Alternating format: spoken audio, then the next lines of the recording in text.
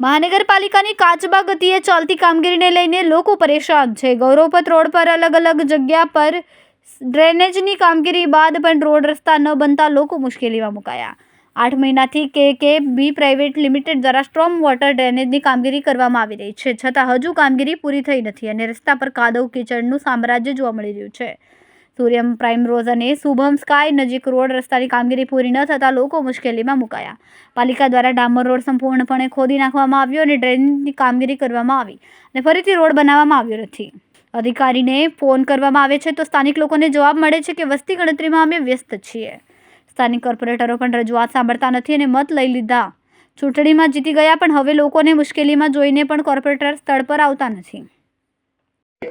હા, મારું નામ હર્ષ દેસાઈ છે અને તમે જે રોડ પર ઊભા છો તમે એની હાલત તો જોઈ જ શકો છો અને અમે વારંવાર એસએમસી કચેરીમાં ફરિયાદો કરી છે પણ આજ સુધી એનું નિવારણ આવ્યું નથી।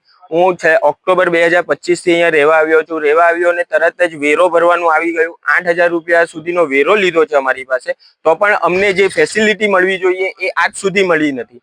અને તમે જોઈ શકો છો કે કોઈ મોટા પોલિટિશિયનો જ્યારે સુરતમાં આવવાના હોય છે તો રાતોરાત 24 કલાકમાં કામ થઈ જાય છે, રસ્તાના કલર કામ થઈ જાય છે, રસ્તા સાફ થઈ જાય છે, રસ્તા બની જાય છે।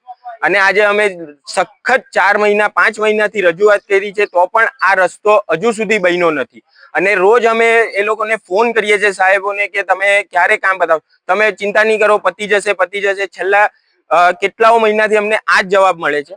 અમે છેલ્લે કમિશનર કચેરીમાં 31/4/2024 ના રોજ સુધી અમે કમ્પ્લેન કરી છે પણ આજ સુધી એનું નિવારણ આવ્યું નથી અને તમે જોઈ શકો છો પાછળ કોઈ ઘર ચાલુ નથી અને એ રસ્તો કામ ચાલુ કરી દીધું છે। આ ગૌરવપથ રોડ ઉપર આ રોડને પ્રગતિ રોડ તરીકે એનું નામ આપવામાં આવ્યું છે પણ એમાં કોઈ પ્રગતિ જ નથી, ઉલટી અધોગતિ છે। તમે આ જોઈ શકો છો।